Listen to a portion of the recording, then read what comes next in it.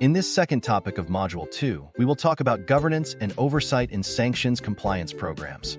Effective governance and oversight in sanctions compliance programs require clear role delineation, robust internal controls, independent audit, visible senior management commitment, and seamless integration among legal, compliance, and audit functions. These elements are consistently recognized by OFAC, OFSI, the EU, FATF, and the Wolfsberg Group as foundational for a resilient and regulatorily defensible program. Section 1.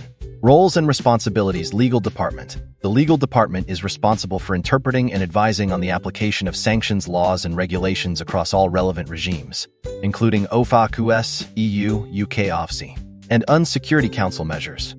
Its core functions include providing legal opinions on the permissibility of transactions, drafting and reviewing sanctions-related contractual clauses, and ensuring that all organizational activities and policies are legally compliant. The legal team manages enforcement actions, internal investigations, and voluntary self-disclosures, liaising with external counsel and regulatory authorities as needed, especially in complex or high-risk cases. Legal also plays a pivotal role in risk assessments, policy development, and integrating sanctions compliance with broader legal frameworks such as AML and export controls.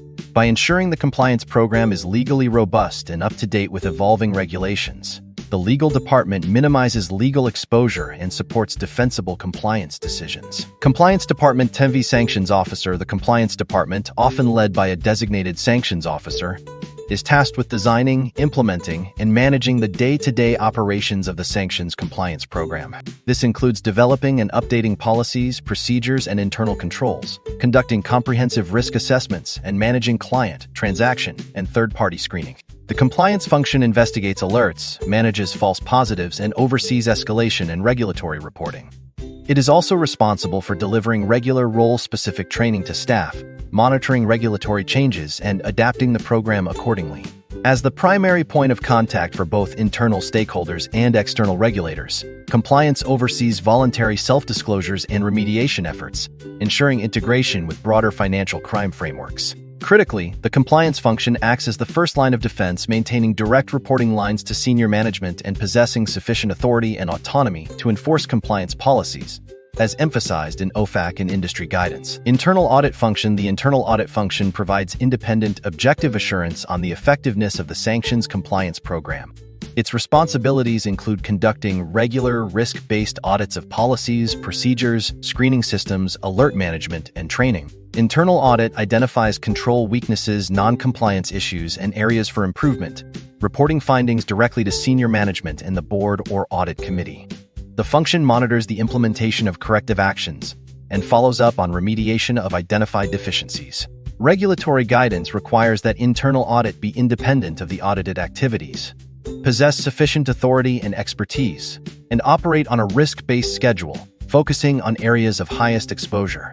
By providing objective challenge and assurance, internal audit enhances program integrity and accountability, ensuring that deficiencies are promptly addressed and that the compliance program evolves with changing risks. Board of Directors. Senior Management. The Board of Directors and senior management hold ultimate accountability for the effectiveness of the sanctions compliance program.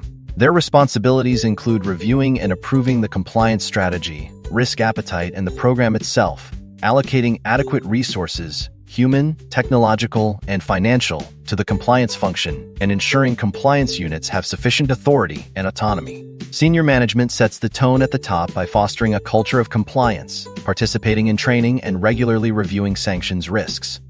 They receive regular reports on compliance performance, risks, and audit findings, and oversee the remediation of significant deficiencies. Regulatory frameworks. OFAC, OFSI, you consistently highlight that visible documented management commitment is a critical mitigating factor in enforcement actions and a prerequisite for program effectiveness. Effective governance in sanctions compliance relies on clearly defined roles and responsibilities across the legal, compliance, and internal audit functions, with ultimate accountability resting with the board and senior management. Each function plays a critical role. Legal ensures regulatory alignment. Compliance manages daily operations and risk mitigation, and internal audit provides independent assurance. Senior leadership sets the tone by fostering a culture of compliance, allocating resources, and ensuring program effectiveness.